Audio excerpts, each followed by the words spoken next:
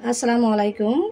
আজকে আপনাদের জন্য নিয়ে আসলাম ছোট্ট একটা লাউর অংশ দিয়ে একটা রেসিপি রেডি করব। তা আপনাদের সাথে শেয়ার করব আমি আজকে এই ছোট্ট একটা লাউর অংশ দিয়ে কি করব, দেখতে থাকুন। আমি লাউর খোসাগুলা ফেলে দিচ্ছি। কচি লাউ হলে খোসাও ফেলা লাগবে না। লাউর খোসাটা ফেলে আমি এভাবে পিস পিস করে নিব সবগুলা। বেশি মোটা না বেশি চিকন না, এরকম করে পিস করে নিতে হবে। এবার এভাবে উপর থেকে একটু দাগ কেটে নিব। সবগুলো দাগ কাটা হয়ে গেছে। এবার আমি একটু পরিষ্কার করে আনবো।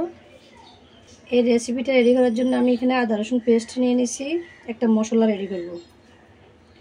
দিয়েছি লাল মরিচের গুঁড়ি, জিরে ধনিয়ার গুঁড়ি এবং হলুদের গুঁড়ি, দিয়েছি লবণ।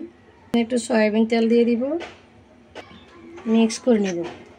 মিক্স করা হয়ে গেছে। এবার এগুলোর মধ্যে মেখে নেব।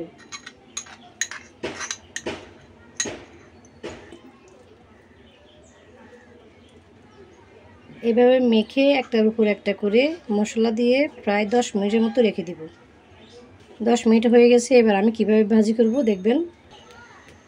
চুলায় একটা প্যান বসিয়ে দিলাম, তার মধ্যে আমি কিছু সয়াবিন তেল দিয়ে দিব। এখন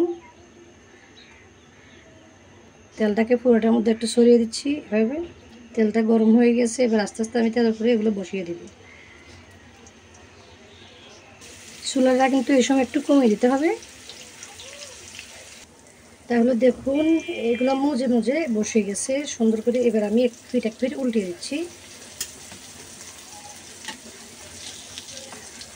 মশলাগুলো যেন পুড়ে না যায় আর গায়ে যেন লেগে লেগে থাকে, ওভাবে উল্টিয়ে দেবেন।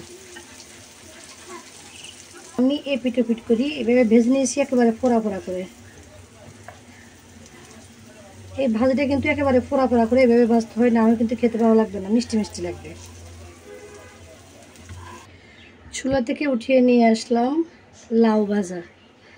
এত যে সুস্বাদু হয়, আর যেভাবে মশলাটা রেডি করছি ওভাবে মশলাটা রেডি করে তারপরে আপনারা এই লাউটাকে এভাবে মাখা মশলায় ভাজি করে দেখবেন, খুব ভালো লাগবে খেতে। গরম ভাত দিয়ে অনেক মজা লাগে এইভাবে লাউ ভাজি করে খেলে। তাহলে আজকের রেসিপিটা আপনাদের সাথে শেয়ার করে নিলাম একেবারে সহজভাবে। আমার চ্যানেলটাকে সাবস্ক্রাইব করে আমার পাশে থাকতে ভুলবেন না এই সহজ রেসিপিগুলো দেখতে।